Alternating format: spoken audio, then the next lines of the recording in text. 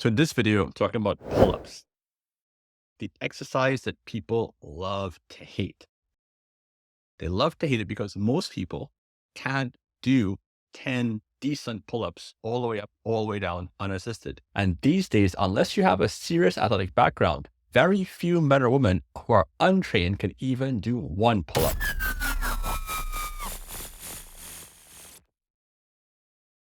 And people tend to feel somehow or the other like they aren't strong enough because they can't do it and they should be able to do it.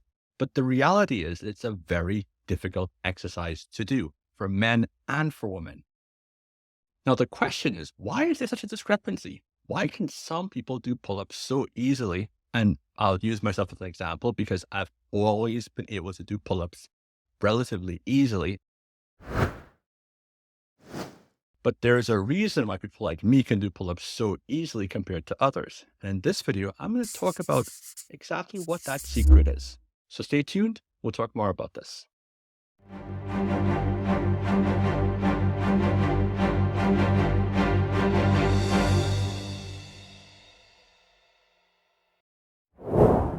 So in this video, talking about pull-ups. Why is it that some people can do pull-ups so easily, whereas others really struggle?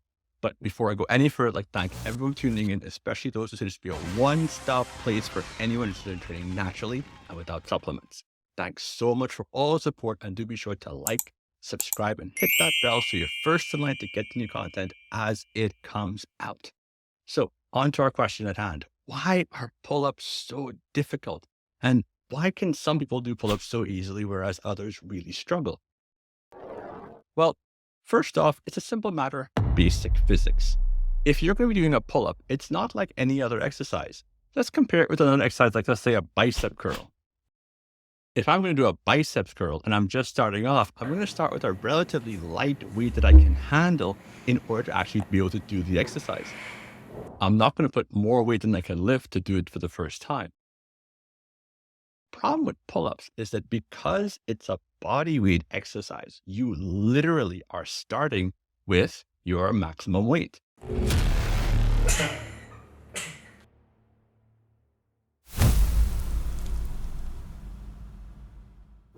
So if you're not naturally strong enough to pull yourself up and bring yourself back down and pull yourself up again, you aren't going to be able to complete even one repetition.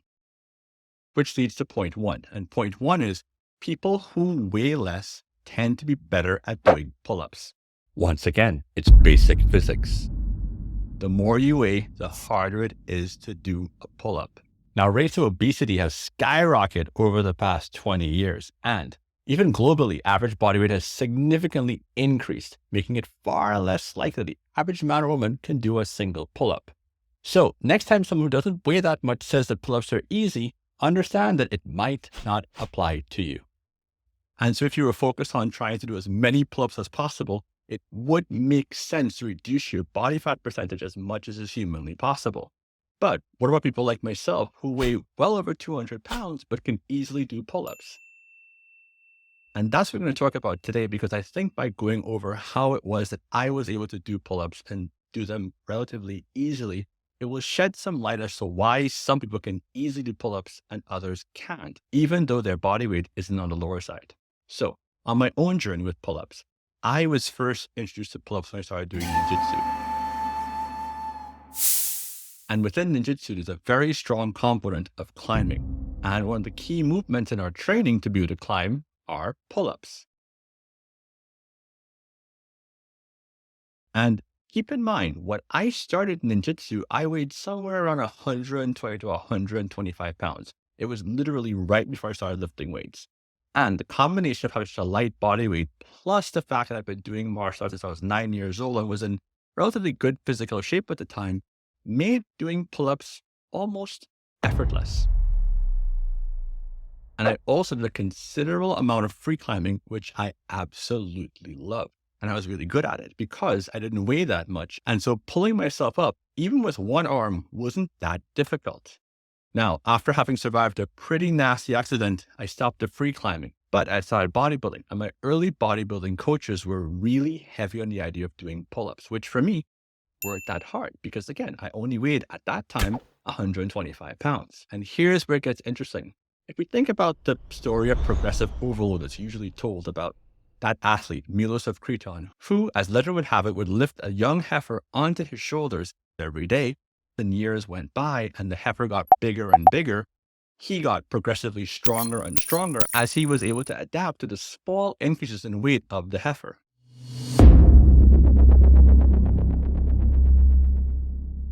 which in the end gave him a pretty impressive physique and he was extremely strong. The same thing happened with me.